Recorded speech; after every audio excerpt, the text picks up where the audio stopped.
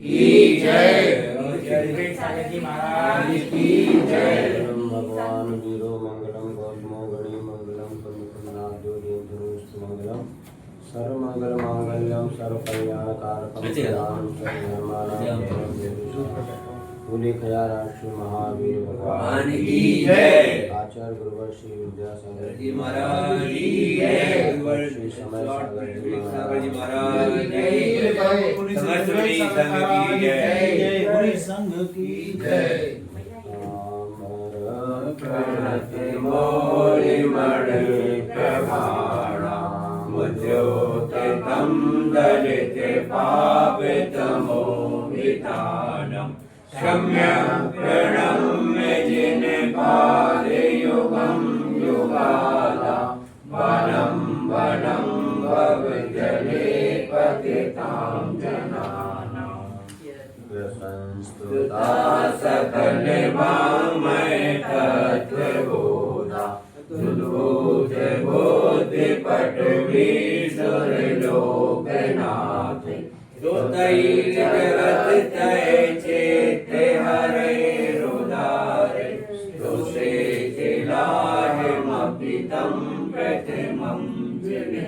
आदिनाथ की जय। महाराज जी जो बा शब्द दिया है वाह शब्द में बाबू ये तो बाबुल ना है ना वाह वजन का नहीं जैसे हमारा वो बात बोलते हैं वालम वालम बनम दोनों चीजें अपन स्वयं देख ले। एक वजन वाला बा होता है, बकरी वाला बा होता है। उसमें बकरी वाला वजन बाद में आएगा, पहले वालम बनम आवलंबन आलम्बनम वो अपने अपने उच्चारण से 1920 अंतर आ जाएगा। चलिए अपन आगे देखते हैं। सम्यक पढ़म जन पादी को वाला कर अपन ने पढ़ा था वालम बनम 15 श्लोक हो गए थे। हे भगवान यदि आपका चित्रम किमते पिशाचनाभिर देवांगनाओं के द्वारा भी यदि आपका मन थोड़ा सा भी विकार को प्राप्त नहीं कराया गया, इसमें कोई आश्चर्य की बात नहीं है, क्योंकि जो प्रलय काल की वायु बड़े बड़े पहाड़ों को नष्ट कर देती है, लेकिन वह सुमेरु पर्वत को चलायमान नहीं कर पाती। इसी प्रकार यदि अपना भीतर से विल पावर अच्छा हो तो बाहरी निमित्त से बचा जा सकता है। अब आगे 16वां श्लोक पढ़ते हैं। निर्धूम निर्धूम वर्ती रप वर्जित तैल पूरा निर्धूम वर्ति रप वर्जित तैल पूरा निर्धूम वर्तिरप वर्जित तैल पूरा कृष्णम कृत और स्नम ऐसा दो मिलके कृष्णम जगत त्रय मिदम प्रकटी करोषि कृष्णं जगत्त्रयमिदं प्रकटीकरोषि कृष्णं जगत्त्रयमिदं प्रकटीकरोषि गम्यो न जातु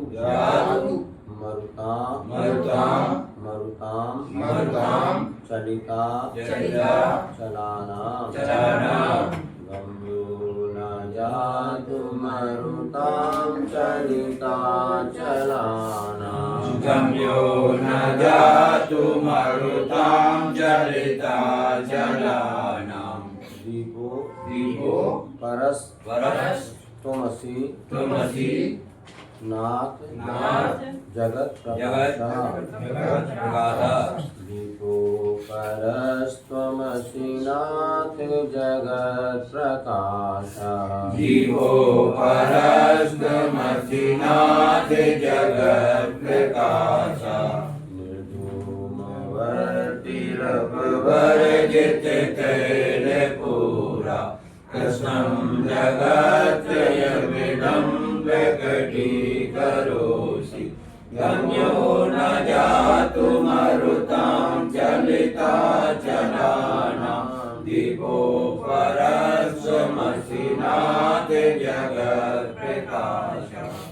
अब यहाँ पर कह रहे हैं हे भगवान दीपो त्वमसि, आप दीपक के समान है। कैसे? अपर दीपक यानी अपूर्व दीपक।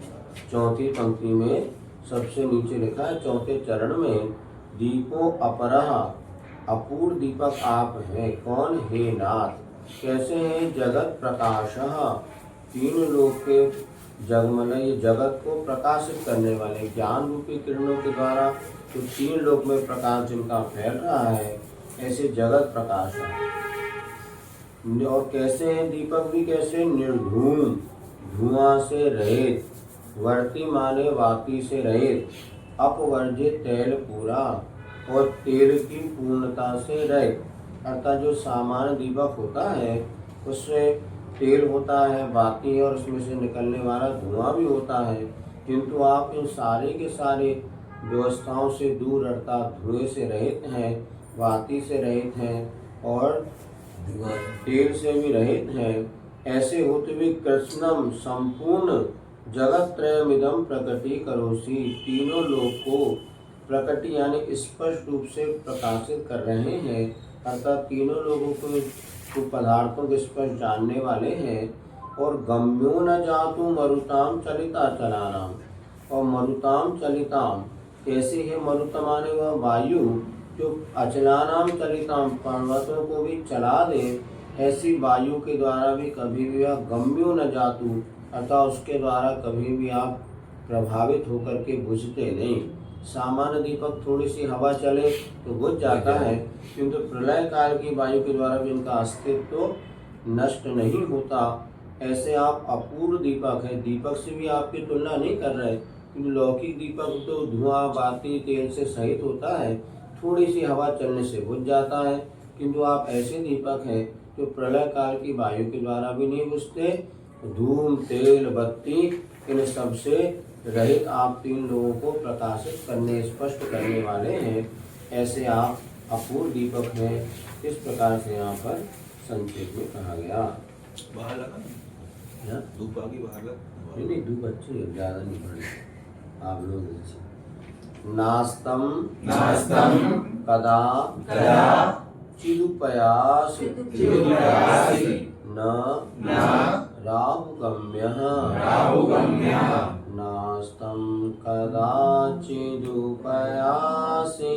राहुगम्यः नास्तं कदाचिदुपयासि न राहुगम्या स्पष्टी। अब देखो होना चाहिए स्पष्टी, होने को स्पष्टी आ जाएगा, अगर अन्यथा ई का एक अक्षर बढ़ जाने से स्वर भंग होता है। स्पष्टी करोसि सहसा युगपत् जगन्ति स्पष्टी करोसि सहसा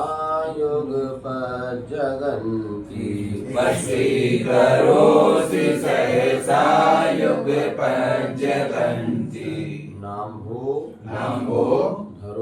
धरो दर निरुद्ध महाप्रभावः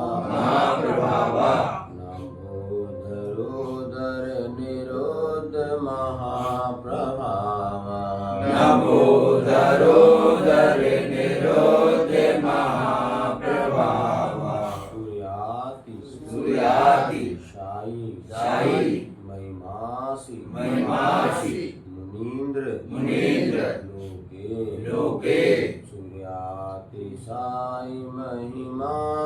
मुनीन्द्र लोके सूर्यातिशायी महिमासि मुनीन्द्र लोके नास्तं कदाचिदुपयासि न राहुगम्या वशीकरोषि सहसा युगपत् जगन्ति नमोदरोदर निरोध महाप्रभाव सूर्यातिशायी महिमासि मुनीन्द्र लोके। अब जहाँ इस श्लोक में चंद्रमा की से अपूर्व चंद्रमा कहा था, अब यहाँ पे सूर्यातिशायी महिमासी, हे मुनीन्द्र, इस लोक में आप सूर्य से भी अधिक महिमावान हैं। सूर्य से भी अधिक महिमावान है। क्यों है? क्योंकि सूर्य तो जो है राहु के द्वारा ग्रस लिया जाता है। सूर्य ग्रहण जब होता है तो वह सूर्य को राहु अपने मुख में ग्रास बना लेता है तो धरती पर अंधकार छा जाता है।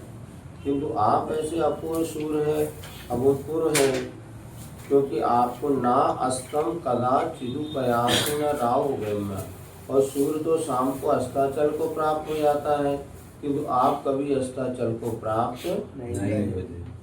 और जो है राहु के द्वारा ग्रस लिया जाता है। स्पष्टी करो सहसा युगपत जगन्त्यो, तीनों लोग को आप एक साथ स्पष्ट रूप से प्रकाशित करने वाले हैं।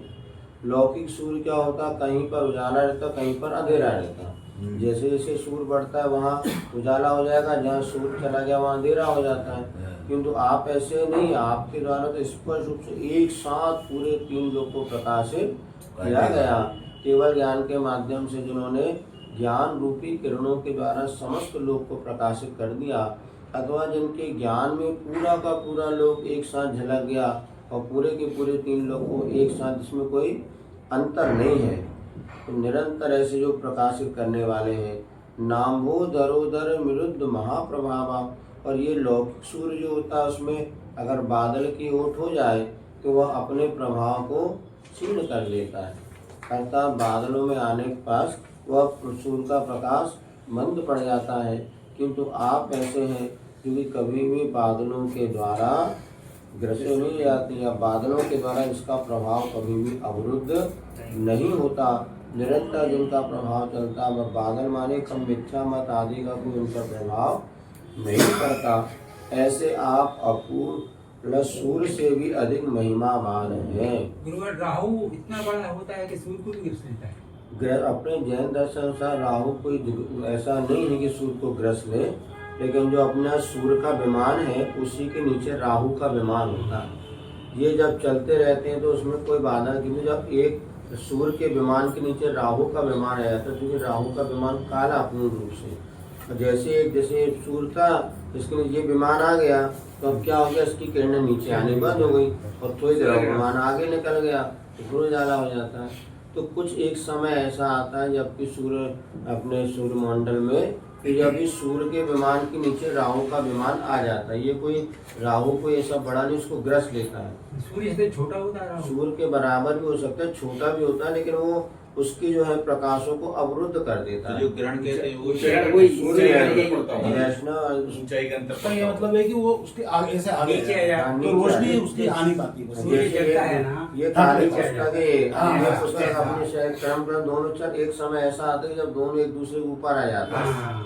अब इसका प्रकाश नीचे नहीं है, फिर थोड़ी देर में राहु निकल जाता है। ये सूर्य ग्रहण उसी को बोलते हैं। इसी को सूर्य ग्रहण बोलते होता है, हैं। वही होता है। जैन दर्शन के अनुसार इसी को सूर्य ग्रहण कहा है। कभी थोड़ा कम आता है, कहीं ज्यादा आ थोड़ी जाता देर में एकदम वो निकल है। जाएगा। कहते हैं पूर्ण सूर्य ग्रहण है, तो बोले जैसे पूरा आ गया तो पूर्ण पूरा अवधि मानी और चलते चलते उनकी गति में क्या कम ज्यादा होती है। अब चूंकि वर्तमान ज्योतिषी शास्त्रों के अनुसार उसका अलग रूप हो सकता है। जैन दर्शन में क्या राहु केतु दोनों विमान है, वो चंद्रमा के सामने जो केतु होता है, तो केतु का विमान जब चंद्रमा के नीचे आ जाता है तो इसमें चंद्र ग्रहण होता है। अपन तो ग्रहण मानते ही ग्रहण मानते ऐसा नहीं है, ग्रहण तो मानते हैं, क्योंकि ग्रहण में जो अन्य क्रिया वैष्णव दर्शन आदि में कहते हैं भगवान के पट बंद कर दो ये, क्योंकि सूर्य नारायण अभी संकट में पड़ गए ऐसा। लेकिन अपने वो संकट में नहीं पड़े, वो तो एक चंद्र को जो ज्योतिर्लोक की गति की वजह से इस प्रकार से कटापटक होती रहती, कम ज्यादा होता है ऐसा। जैसे अपना चंद्रमा भी है, कोई एक एक कला बढ़ते बढ़ते पूर्णिमा तक पूरा हो जाता है, तो उससे पूर्णिमा हो गई, शरद पूर्णिमा पूरी रोशनी हो जाती। वो जब घटता चला जाता है तो उसकी एक एक कला ढकते चली जाती है। ग्रहण के समय से नहा से ये सब कुछ करते हैं। सूर्य में तो विमान में अपना मंदिर है। मंदिर तो है, लेकिन हम सूर्य को भगवान नहीं मानते। सूर्य के भीतर जो चैत्यालय है, जिन बिंब है उनको हम पूजते हैं।